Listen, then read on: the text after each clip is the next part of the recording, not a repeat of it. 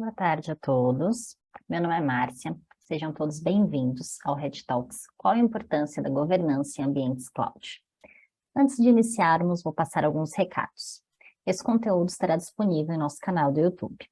Teremos ao final um espaço para que vocês possam tirar as possíveis dúvidas através do Q&A. E lembrando aqui, vocês, que esse é o primeiro Red Talks do mês de outubro, mês que é celebrado aí a conscientização da cibersegurança.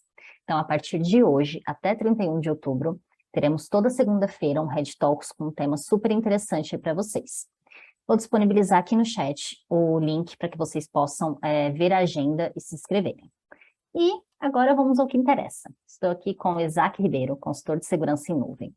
Boa tarde, Isaac, agora é com você. Legal, boa tarde, pessoal. Obrigado, Márcia. Acredito que vocês estão me vendo, né? Bom, vamos lá, pessoal. Deixa eu começar a passar os slides aqui. Então, como a Márcia disse, o objetivo da nossa apresentação do Red Talk de hoje é nós falarmos sobre governança em ambientes cloud, né? Vou me apresentar aqui para vocês, né? Quem é o Isaac Ribeiro? Então, eu sou consultor de segurança em nuvem aqui na Red Belt Security, tá, pessoal? Eu tenho experiência gerenciando, documentando e trabalhando com segurança em ambientes multi-clouds, tá? Seja aquela empresa que utiliza recursos de cloud em apenas um cloud provider, ou em diversos, ou em ambientes híbridos também, né? Bom, eu trabalho com cloud já faz um tempo, né? Com diversos projetos entregues com foco em elevar o nível de segurança e manter uma governança contínua do ambiente. Bom, agora que já estamos todos apresentados, né? Vamos para a agenda, mas antes disso, queria agradecer, né, a participação de todos nessa tarde, espero que vocês estejam imensamente bem. Então, essa aqui é a nossa agenda, tá? Nós iremos falar sobre o objetivo dessa apresentação, o que é computação em nuvem, né? Já que nós vamos falar de governança para ambientes cloud, nada mais justo do que nós definirmos o que é cloud computing. Nós vamos falar também sobre os benefícios da computação em nuvem, a responsabilidade compartilhada, o que é governança em ambientes cloud e, por último, os guias de segurança. Então, começando aqui pelo objetivo dessa apresentação, né? O objetivo dessa apresentação, o foco maior dela é evidenciar para vocês qual que é a importância de eu ter uma governança bem definida, bem estruturada no meu ambiente, e ao final dessa apresentação vocês serão capazes de distinguir quais os benefícios, né, de ter uma governança bem estruturada e o que difere um ambiente que tem uma governança do que um que não tem.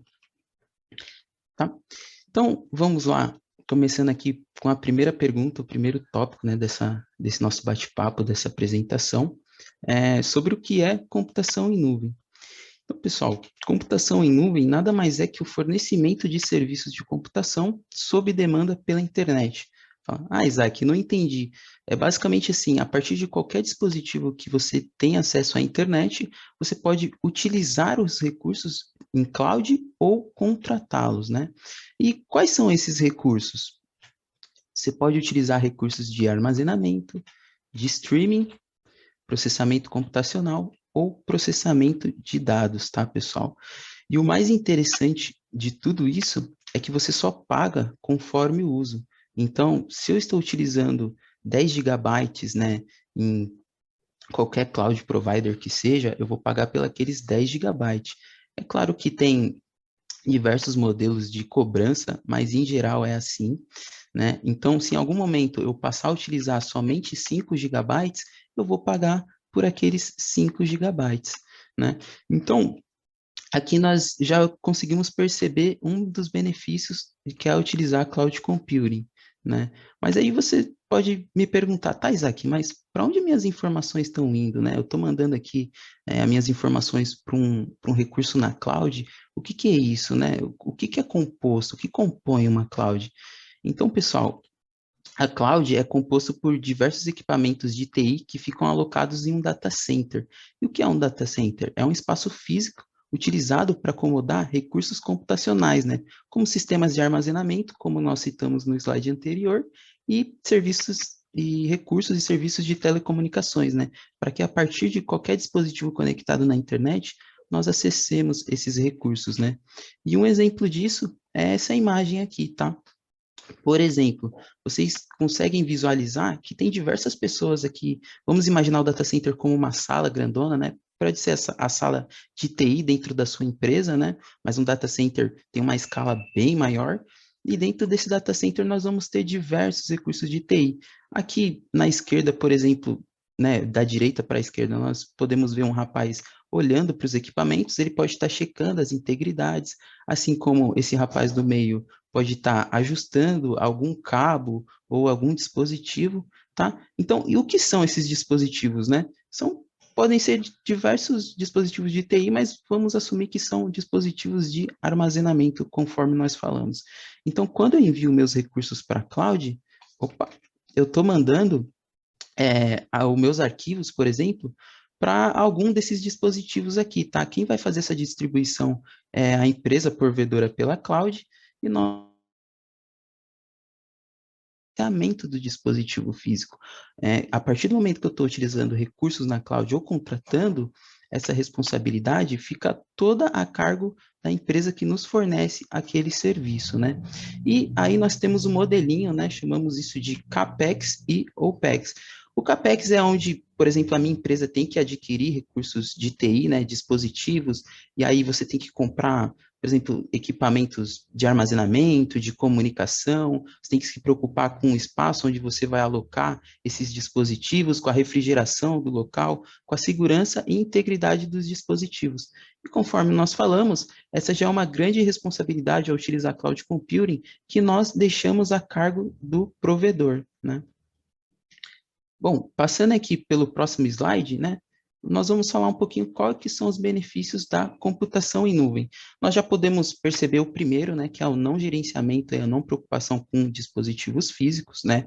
Então, com isso, eu não preciso me preocupar se eu vou colocar ele numa sala X ou Y da minha empresa, né?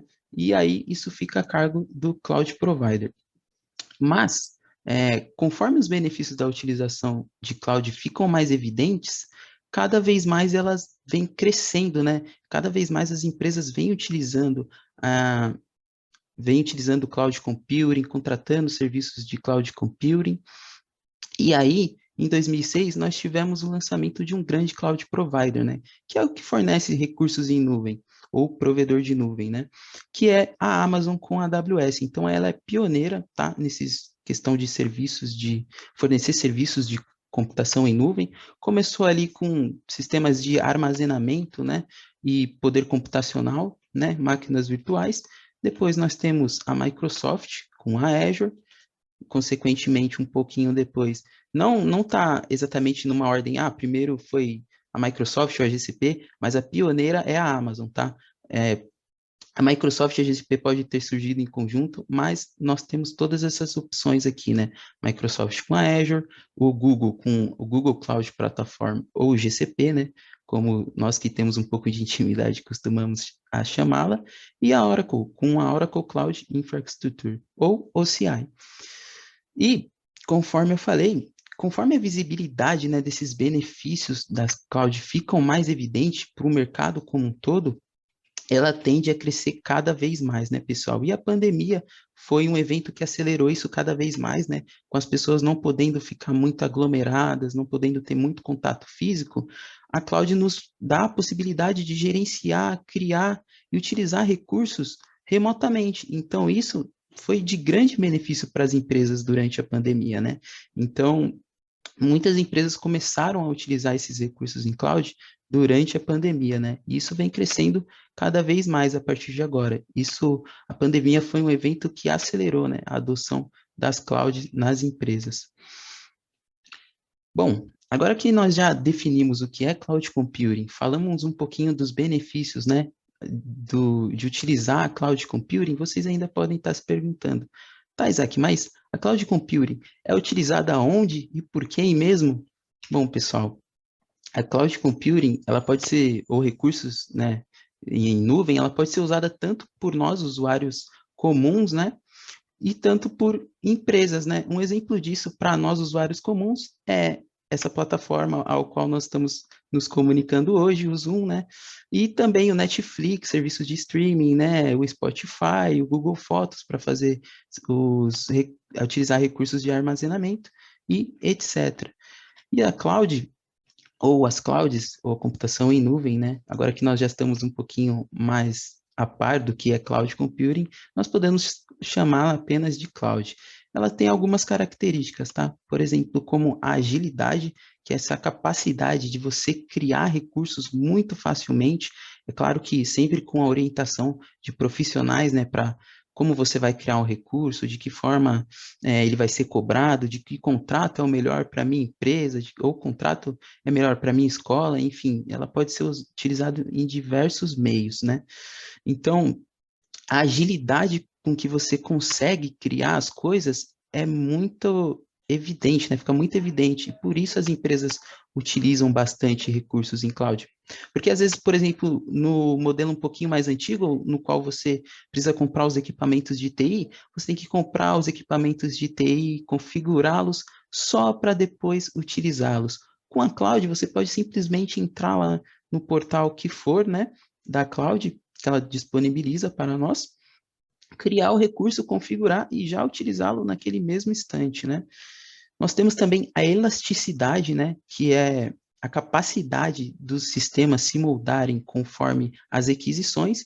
Nós podemos imaginar isso como, por exemplo, épocas sazonais, né? Por exemplo, a Black Friday, onde, por exemplo, as aquisições para minha loja, para o meu e-commerce ou para o meu site podem crescer, né? Porque eu faço todo um trabalho ali com marketing de divulgar promoções antes da Black Friday.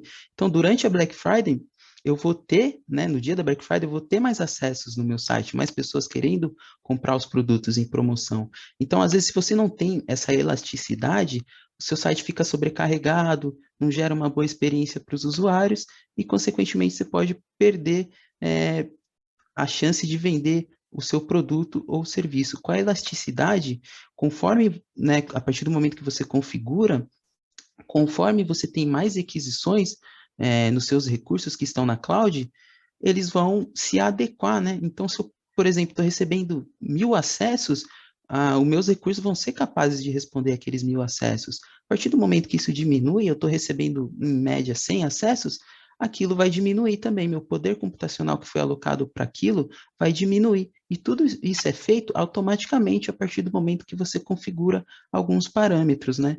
E o mais interessante, você vai pagar conforme o uso. Então, não tem aquela questão de eu ter que prever, né, na Black Friday os meus acessos vão crescer 1.000%. E aí você vai, compra um monte de equipamento, passa o período da Black Friday, você não precisa mais. E aí o que você faz? Aqueles equipamentos ainda vão continuar na sua empresa, né?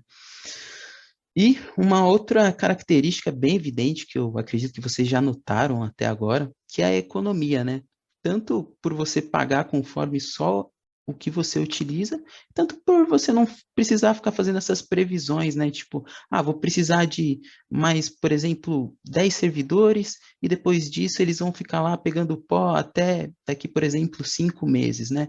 Então, com a cloud você consegue ter essa grande economia e, de repente, investir, né, esse dinheiro, esse capital no core da sua empresa.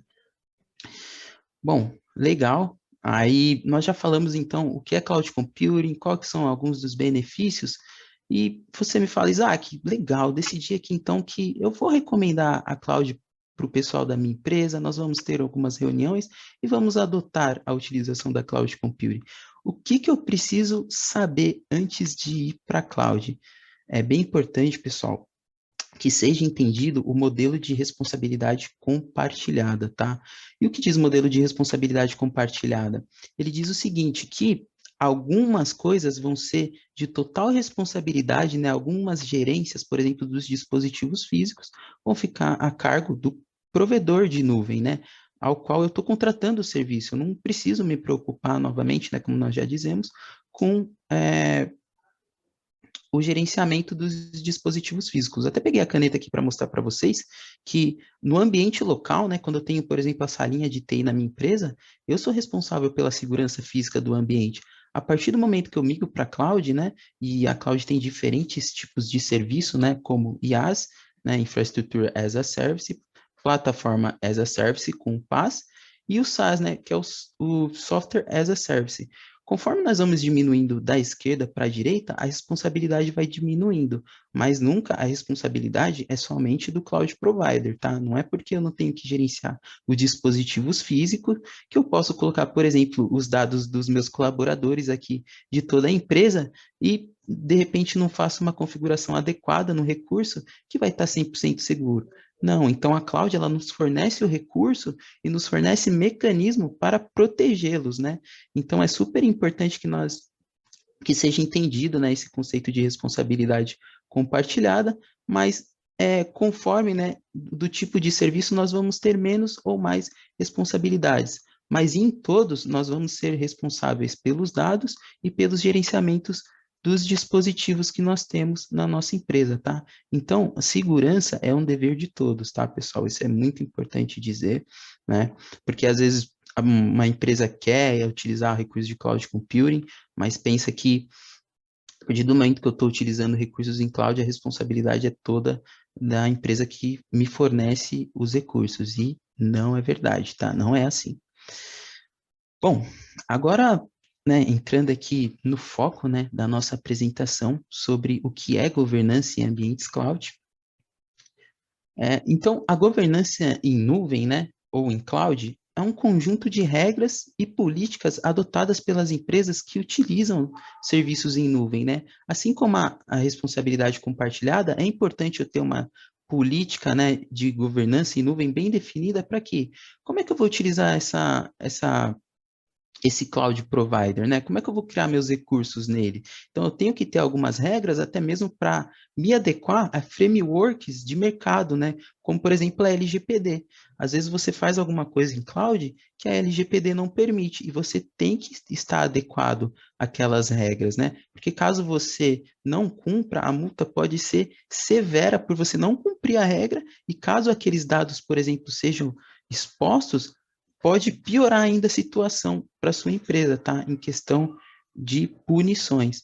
Então, o objetivo da governança é aprimorar a segurança dos dados, gerenciar os riscos e facilitar o entendimento da cloud para as equipes que a utilizam, tá? Então, como eu utilizo essa cloud tem que estar bem claro na minha empresa, como eu utilizo também tem que estar bem claro para todos que interagem com a cloud computing, tá?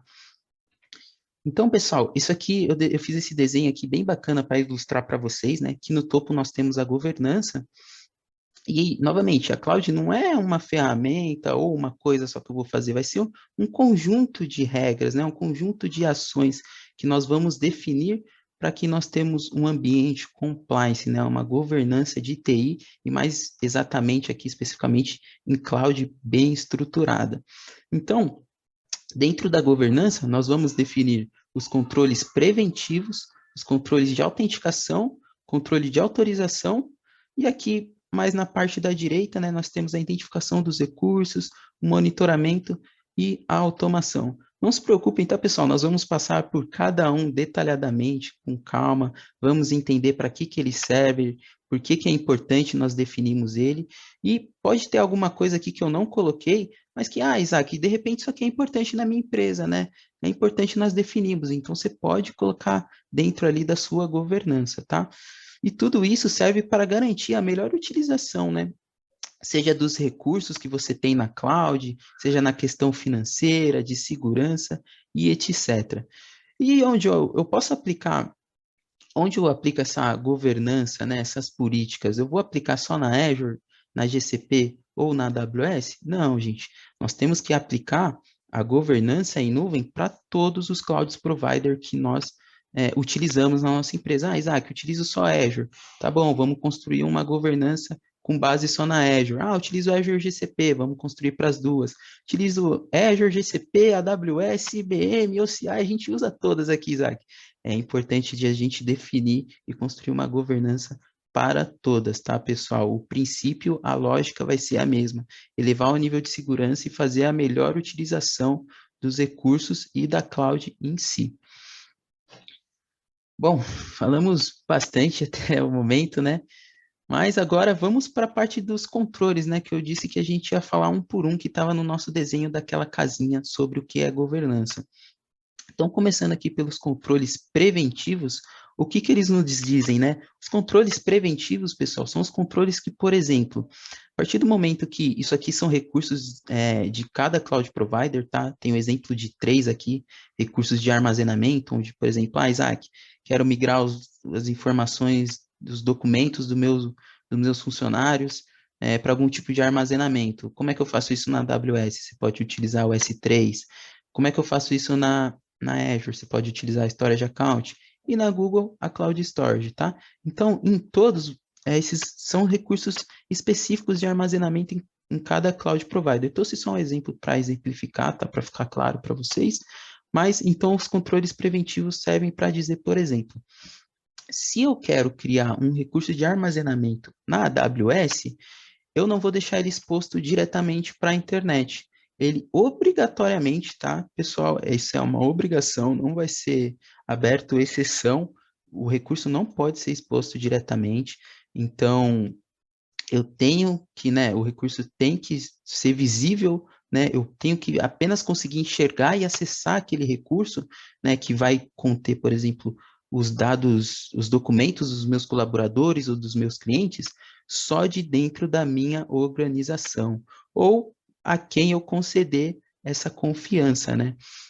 Porque, de repente, se eu exponho isso diretamente para a internet, gente, a gente tem milhares de redes na internet, milhares de dispositivos, milhares de pessoas. Então, pode ser que em algum momento isso acontece, tá, pessoal? Quando nós expomos um recurso diretamente para a internet, pode ser que alguém esbarre nele sem querer ali fazendo, de repente, um scan, ou nós podemos receber um ataque direcionado, né? Por exemplo, eu sou uma instituição financeira, então por que que alguém vai tentar invadir meus recursos de armazenamento, né? Para de repente descobrir ali um dado de cartão de crédito ou dados pessoais dos meus funcionários ou dos meus clientes, seja qual for, não é uma boa prática nós expormos os recursos diretamente para a internet. Então, na minha, na minha governança, né, de cloud dentro da minha empresa, junto com diversos times, eu vou definir, ó, quando alguém tentar, né, os administradores de cloud, né, os arquitetos, os engenheiros ou o time de fundação tentar criar um recurso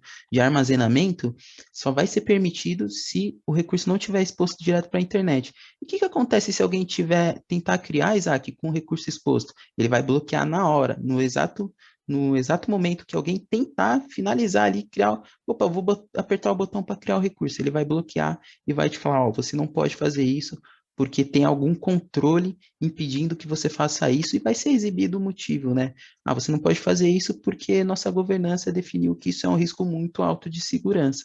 Então, os controles preventivos servem para isso, né? Dada uma determinada condição, né? Ter uma reação automática, né? E aí nós podemos definir, né, dentro desses controles preventivos, outras coisas também, né? Ah, então para você criar um recurso de armazenamento, você obrigatoriamente precisa configurar a criptografia, né, nesse recurso de armazenamento, seja a criptografia em repouso, que é quando os dados estão parados, né? Então coloquei, por exemplo, um arquivo dentro de um potinho ou de um S3 na AWS, ele vai estar todo embaralhado. Se alguém que não tem permissão tentar visualizar, não vai conseguir identificar do que se trata aquela informação. Assim como quando, por exemplo, eu estou requisitando, né? Estou tentando visualizar um recurso dentro daquele recurso de armazenamento, né? Estou tentando visualizar um arquivo. Se eu não tiver autorização em tentar pegar essa informação no meio do caminho, eu também não vou conseguir ver aquela informação, porque ela vai estar criptografada, né? E assim como nós podemos definir que os recursos no nosso cloud provider não são deletados diretamente, né? Por quê? Isso evita que recursos, né, de armazenamento, por exemplo, um storage account na Azure seja deletado sem querer, né? E, putz, caramba, deletei um recurso aqui que tinha dados dos meus clientes, né? Deletei um banco de dados, eu estou exemplificando aqui para vocês 3 recursos de armazenamento, mas vocês podem imaginar para banco de dados, máquinas virtuais, ou qualquer que seja o recurso na cloud, tá, pessoal? Então, a proteção contra a deleção evita deleções acidentais e caso alguém invada seu ambiente, né, consiga de alguma forma entrar no seu ambiente sem autorização, ela não vai conseguir sair deletando o seu ambiente por completo, né, para te prejudicar. Então, esses controles servem para bloquear ações, né, que não que não estão de acordo com o nosso ambiente automaticamente, tá? Bom, agora falando um pouquinho sobre controle de autenticação, pessoal, isso é muito importante. O que diz o controle sobre autenticação, tá? Também, novamente, isso pode ser definido na nossa governança, vai ser o documento da nossa organização para utilizar a cloud, tá? Tudo isso que eu estou falando até o momento, tanto os controles anteriores quanto esse que eu estou mostrando agora. Por exemplo, se alguém até tentar acessar esses recursos, né, de armazenamento, seja no cloud provider que for, da minha empresa, essa pessoa só vai conseguir acessar se eu conhecer os dispositivos ao qual, né, ela está tentando acessar diretamente esses meus recursos. Então, por exemplo, eu, Isaac, aqui estou na minha casa, tenho o meu computador pessoal, eu não consigo acessar os recursos, por exemplo, diretamente da Red Belt, porque tem um bloqueio, né? Ela não conhece, por exemplo, o meu celular, né? Ela fala, olha, eu não tenho uma relação de confiança, eu não sei o que é esse dispositivo, eu não conheço ele dentro da minha empresa, então eu bloqueio o acesso. E isso, né, serve, por exemplo, alguém está tentando acessar os recursos da minha empresa de uma LAN house, de uma rede pública, de um aeroporto, qualquer que seja o dispositivo e a rede que nós não conhecemos, o acesso vai ser bloqueado. E isso, novamente, evita pessoas desconhecidas tentarem acessar nossas informações e tentativas de brute force, né? Que é aquele ataque de força bruta, né? Trazendo para o português, onde uma pessoa, a partir de qualquer dispositivo da internet, ou às vezes até quando ela já consegue ultrapassar as camadas de segurança da nossa rede, tenta acessar os recursos com diversos usuários e senhas, mas aquilo vai falhar, porque ela está testando, por exemplo, diversos usuários e senhas que ela tem, né, mas que não são válidos para o nosso ambiente. Mas possa ser que em algum momento esse usuário e senha que ela tenha, por qualquer que seja o motivo, é, dê acesso ao recurso, né? Então, isso vai ser um problema, porque aí a pessoa vai, por exemplo, conseguir visualizar os recursos da minha empresa. Então, por esse motivo, eu começo a limitar de onde os meus recursos são acessados, né? Então, por isso que é muito importante o controle de autenticação, né? Então, novamente, eu só vou deixar dispositivos conhecidos, né, pela minha organização acessarem os meus recursos e de repente, né, limitando o cerco, né, de repente só de redes conhecidas ou até dentro da minha empresa mesmo. E para completar, né, para complementar tudo isso, nós temos o Single Sign-On, né, que é onde nós centralizamos os, os usuários dos nossos colaboradores para que o Isaac com, por exemplo, um ou dois usuários dele consegue acessar todos os sistemas, né? Assim eu evito de, por exemplo, delegar 10 usuários para a mesma pessoa. Gente, às vezes a gente esquece a senha de um, dois usuários, né? Imagine gerenciando 10 usuários, né? Para a própria pessoa fica ruim, que é proprietária daquela identidade ou usuário, né? E tanto para nós administradores, né? Também fica ruim o gerenciamento. E muito alinhado a isso, nós temos o duplo fator de autenticação, né? Que ele nos ajuda a provar que nós somos quem realmente nós estamos dizendo que somos. Então, por exemplo, quando eu vou me autenticar aqui no meu aplicativo do banco, ou num próprio aplicativo da minha empresa aqui, num recurso de armazenamento, além de fornecer usuário e senha, eu vou ter que confirmar através de um outro dispositivo que eu estou autorizando aquela autenticação, né? Então, MFA é extremamente essencial, tá, pessoal? É indispensável e deve ser usado por todos, tá? Sem exceções, sem exceção alguma. Bom, legal. Agora que nós já entendemos o que é o controle de autenticação também, né? E, novamente, esses controles são definidos pelas nossas empresas, né? Por exemplo, eu aqui na Red Belt, imagina que a Red Belt está indo para a nuvem hoje, nós vamos sentar, definirmos, documentarmos, ver conforme os frameworks de segurança, né? As normas de segurança que o mercado impõe para as empresas, o que nós devemos aplicar para o nosso ambiente e o que faz sentido. Então, conforme isso, eu vou construindo a minha governança, tá? Agora, falando um pouquinho de controle de autorização, vamos imaginar que nós temos um colaborador aqui na nossa empresa e o nome dele é Pedro, tá? Então, o Pedro tem dois usuários, o usuário fraco e o usuário forte. Eu estou falando que o Pedro não é forte? Não, gente, eu estou falando que ele tem dois usuários e um usuário é mais crítico que o outro. Nós podemos entender isso aqui também como um usuário nominal e um usuário administrativo, ou um usuário com menos privilégio e um usuário com mais privilégios, né? Ou poderes, aquilo que o Pedro pode fazer no nosso ambiente, né? Por exemplo, o Pedro pode deletar um recurso de armazenamento, o Pedro pode apenas visualizar. Então, esses são os poderes do Pedro, né? O que ele consegue fazer no seu dia a dia com as suas atividades. Então, falando aqui, né, um pouco desse usuário, nós vamos explicar os dois. Falando um pouquinho desse usuário mais fraco ou que tem menos privilégios, ele, por exemplo, pode estar associado a um grupo geral da empresa. Para quê? Para utilizar, de repente, só as ferramentas de comunicação, como o Teams e o Outlook, tá, pessoal? Então, é claro que esse usuário deve ser protegido com senhas fortes, tá?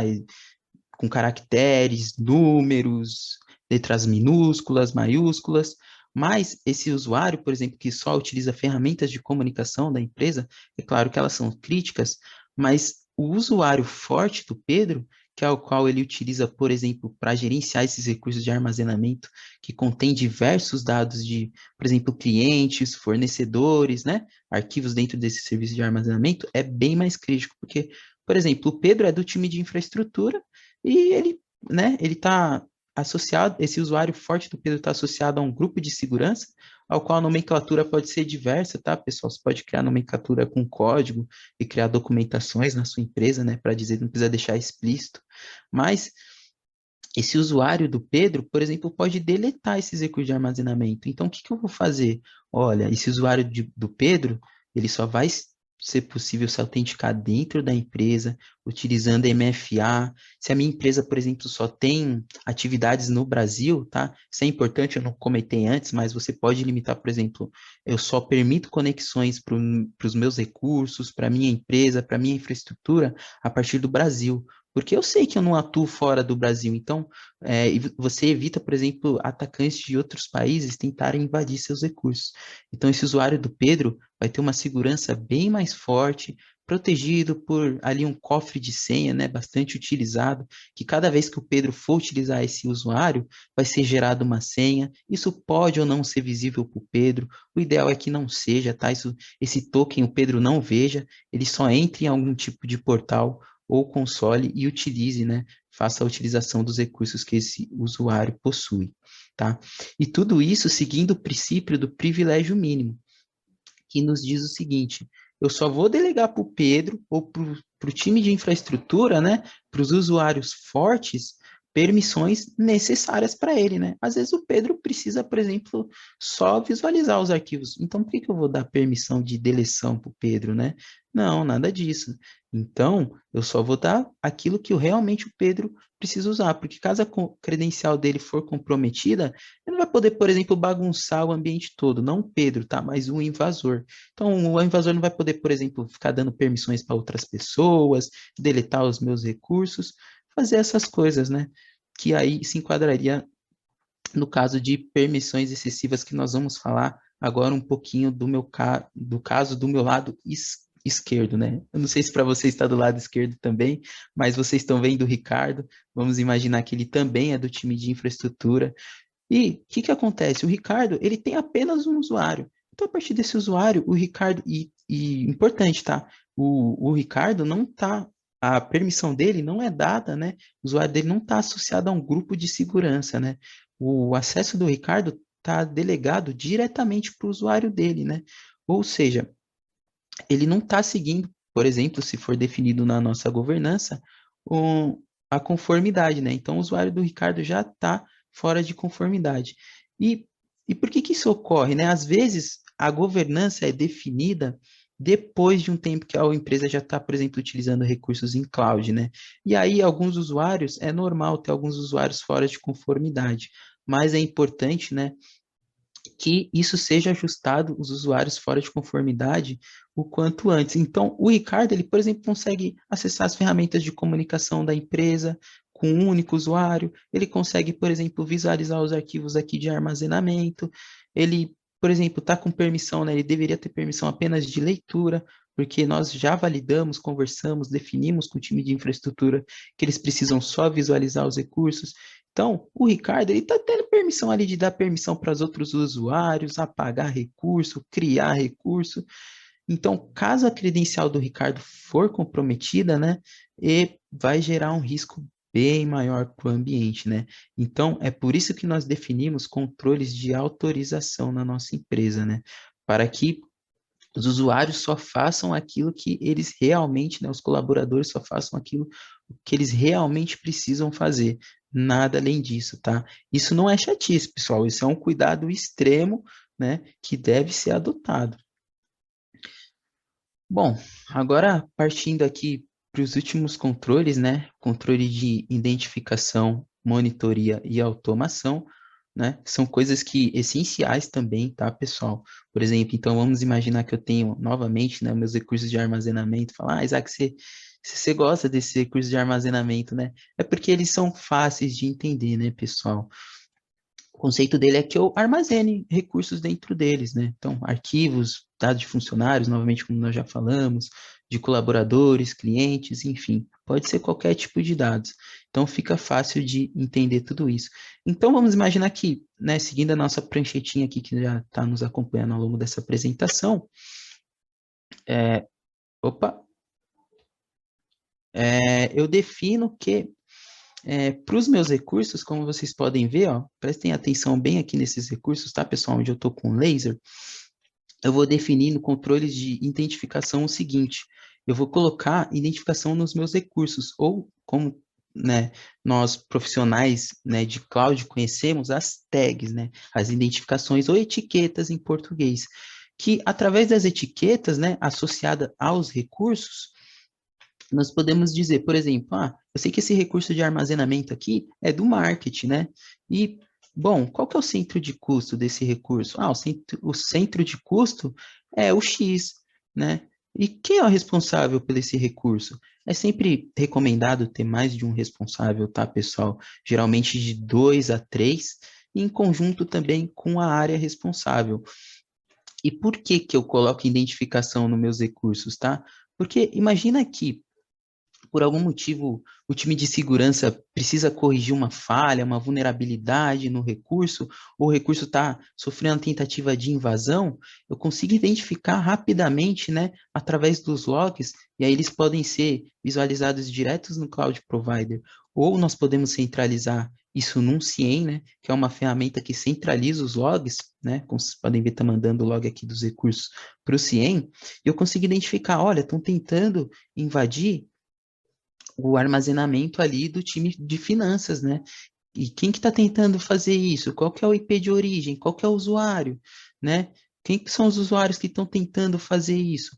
E aí, com base nisso, né, nessa identificação que nós colocamos nos recursos, nós podemos fazer essa monitoria e responder a esse, por exemplo, tentativa de ataque, né, de forma automatizada. Então, ó, quando alguém tentar fazer uma autenticação, por exemplo, no meu recurso de armazenamento, 50 vezes num período de 2 minutos e falhar, você bloqueia a origem dessas tentativas de conexão, né? Você bloqueia porque não vai estar permitido. Por que que a pessoa está errando bastante? Pode acontecer de uma credencial ter expirado e ela está tentando fazer autorização ali, autenticação. Mas aí isso tem que ser validado. Mas a princípio é recomendado, né, no nosso aquele ciclo de segurança que nós temos de proteger, monitorar e responder, né? A identificação é importante justamente por isso. Eu não protejo, não respondo, quer dizer, eu não protejo, eu consigo proteger, mas, por exemplo, eu não respondo a alguma anomalia que eu não sei o que é. Por exemplo, eu vou responder para um recurso X se eu não sei de quem que é, eu não sei para que que é usado. Então é importante nós fazermos essa monitoria dos logs e temos a identificação nos recursos, tá? E através da automação, nós conseguimos também, pessoal, ter um ambiente mais padronizado, né? A governança vem justamente para estabelecer isso, né? A melhor forma de utilizar os recursos em conjunto com uma padronização do ambiente, né? Conforme as normas impostas pelo mercado, que devem ser seguidas, não é opcional, tá, pessoal? As normas de segurança têm que ser cumpridas.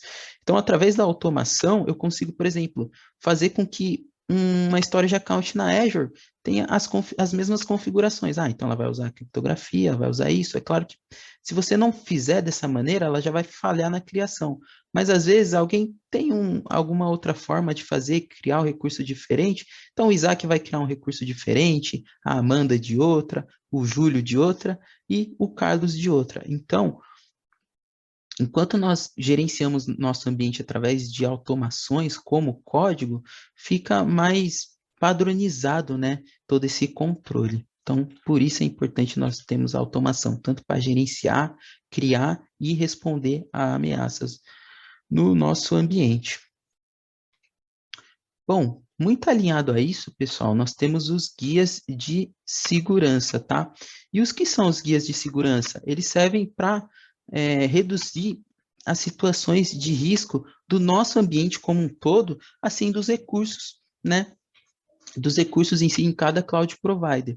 Então, por exemplo, pô, legal, Isaac, definir a governança aqui e tal, mas é importante documentar, tá, pessoal? Por às vezes fazer documentação não é a melhor tarefa, né? Não é a tarefa que nós mais gostamos, mas é importante. Nós temos, por exemplo, uma página ou alguma forma de acessar as documentações, por exemplo, para os recursos de armazenamento em cloud na minha empresa. Então, ó, para os recursos de armazenamento na Azure, é importante você ter isso e aquilo. Então, você tem que seguir essa documentação, porque caso você não siga, além de falhar na criação do recurso, você vai estar tentando criar o recurso de forma de que ele não estará em conformidade com o nosso ambiente, tá? E isso tem que ser disponibilizado para toda a empresa, tá, pessoal? Desde o usuário final lá, é importante ele saber por que que nós definimos aquelas políticas, por que que ele não pode acessar os recursos da empresa, do celular dele, do notebook dele, da LAN house ou de qualquer outro lugar. Então é importante nós fazermos essa documentação de cada recurso em conjunto com a governança e publicarmos, né? Conscientizarmos os nossos colaboradores, os nossos até por vezes clientes, né? Dependendo de como nós fazemos isso, sobre a importância, né? De termos praticarmos princípios de segurança, né?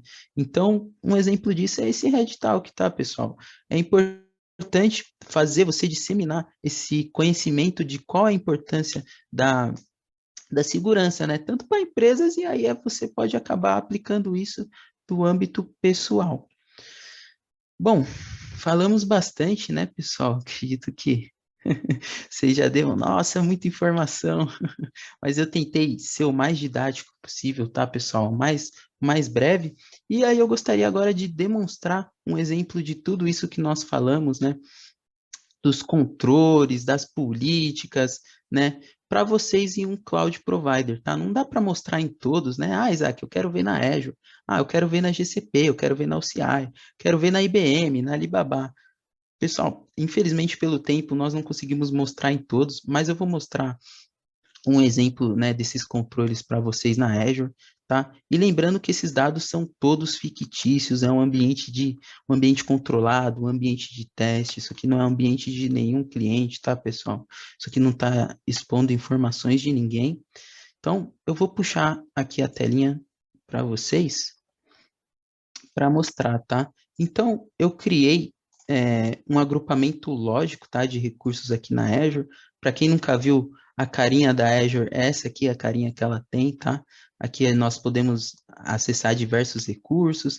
Aqui tem alguns recursos que eu já criei só, novamente, a fim de teste, né? Nada do ambiente de ninguém ou remetendo informação pessoal de ninguém.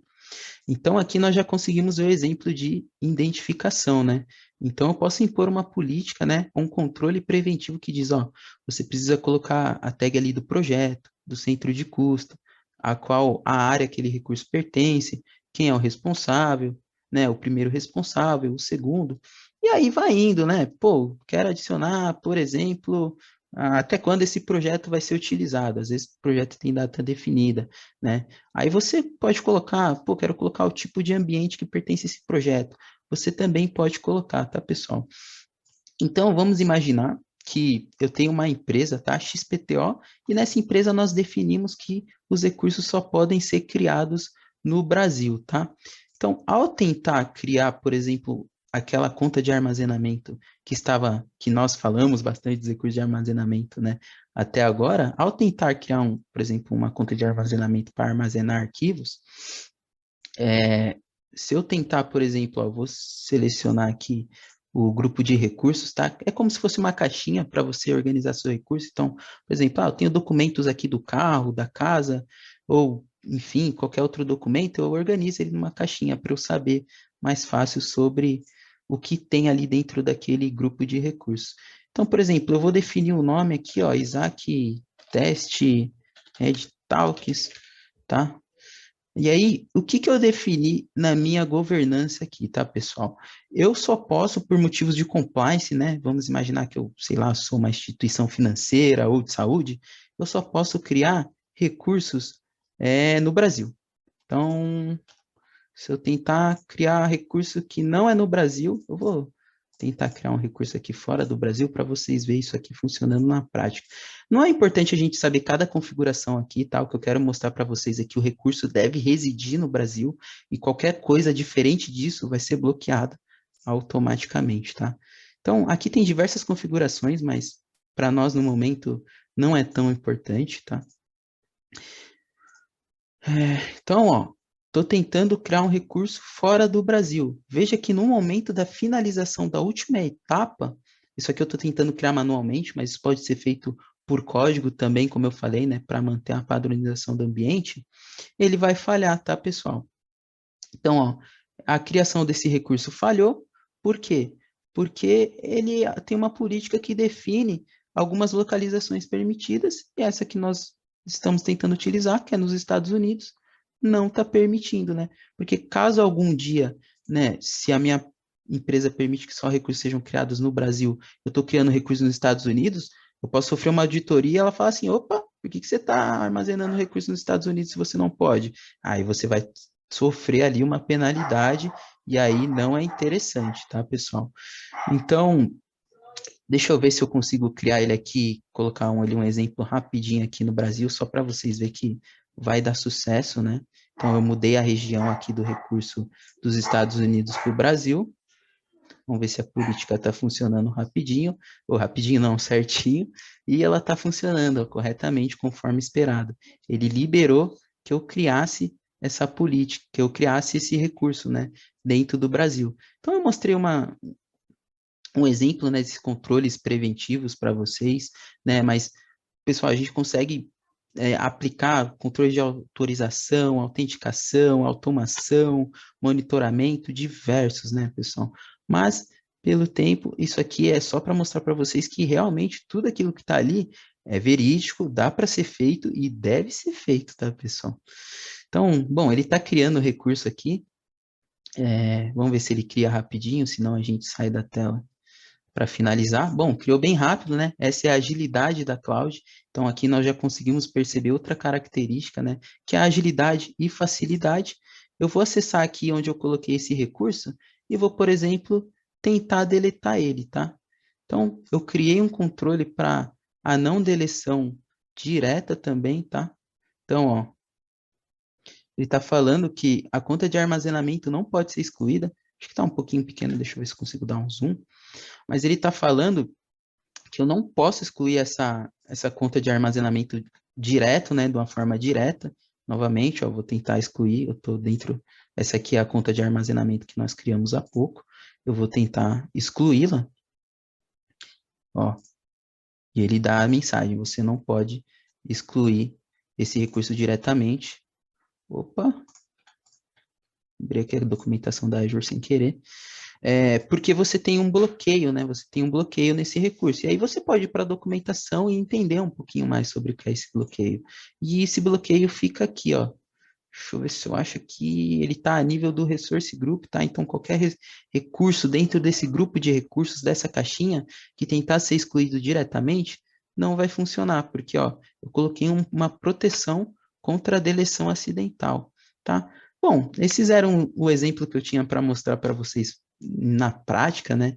Mas eu posso mostrar aqui para vocês também um exemplo de logs, e aí a gente pode direcionar esses logs, né? Que são o que a pessoa está fazendo ali no cloud provider dela, né? Então, por exemplo, ó, tô tentando criar o recurso, alterei o recurso, então fica tudo registrado, nós podemos encaminhar isso para o nosso CIEM para ter uma rastreabilidade, né?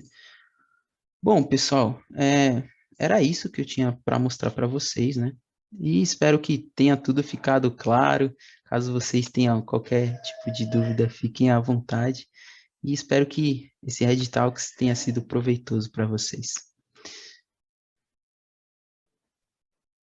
Muito bom, Isaac. Obrigada por todo o conteúdo apresentado.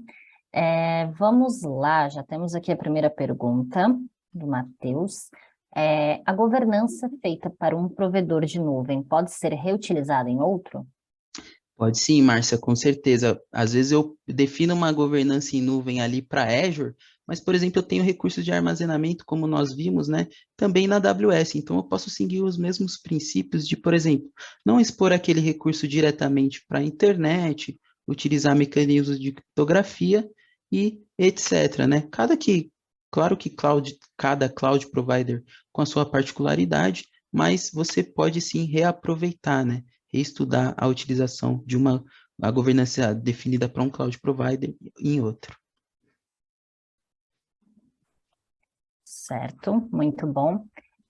Temos aqui a próxima pergunta. Pessoal, reforçando, quem tiver dúvida pode mandar aqui no Q&A, tá bom? Já estou recebendo aqui as perguntas, aí podem continuar mandando aqui através do Q&A. Vamos lá, próxima pergunta. Quando a governança em cloud deve ser feita? A governança em cloud, tá, pessoal? O momento exato dela, quando ela deve ser definida, é antes mesmo de você passar a utilizar recursos na cloud, tá? Porque às vezes você começa a utilizar recursos na cloud, aí você não utiliza da melhor forma, o seu recurso fica exposto. Então, antes mesmo de você começar a utilizar os recursos, é importante que você defina ali com o time de TI ou com qualquer outro time ou pessoa que possa agregar nisso como que vocês vão utilizar esse recurso na nuvem, tá? Certo. Outra pergunta aqui do Fábio. A Red Belt possui alguma consultoria para realizar um assessment como o Well Architect Framework? Olha, o Well Architect Framework é muito interessante, tá? Ele é as melhores práticas de como você deve utilizar seus recursos na cloud, muito alinhado a isso, a governança de cloud que nós falamos. Eu não tenho certeza, tá, se a Red Belt tem uma consultoria para isso, mas nós, enquanto profissionais de segurança aqui de cloud na Red Belt Security, nós fazemos isso sim.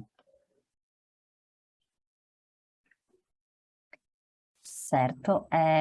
Até reforçando, né? Eu já ia puxar isso ao final, mas já está aqui na telinha que o Isaac compartilhou. Para aprofundar também, para entrar no detalhe disso, pode mandar um e-mail para a gente aqui no contato@redbelt.com.br. Vamos seguir aqui para a próxima pergunta. Quem são os responsáveis pela governança de TI na organização? É muito importante essa pergunta, né? Porque, assim, às vezes o pessoal fala, só o time de segurança ali é responsável pela proteção, pelos dados. Não, né, pessoal? Então, conforme eu falei, é dever de todos a segurança. É importante que a empresa, né, dispare e-mails, comunicados, façam dinâmicas, né, para promover a importância da segurança nos ambientes cloud. Então, isso é feito ali, né, pelo time de governança, pelo time de TI em geral da sua empresa e, por exemplo, né, às vezes eu do financeiro aqui sei que eu tenho que manter um documento, um recibo 7 anos. Às vezes o pessoal de TI não sabe isso. Então eu posso colaborar com eles para definir a governança, tá?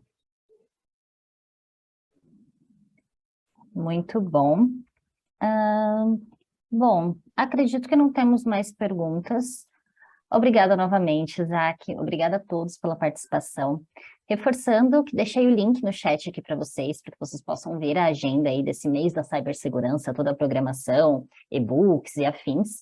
E caso tenham alguma outra dúvida, podem entrar em contato conosco através do e-mail contato@redbelt.com.br. Muito obrigada, Isaac. Obrigada a todos, pessoal. Boa tarde. Muito obrigado, Márcio. Muito obrigado, pessoal. Tchau, tchau.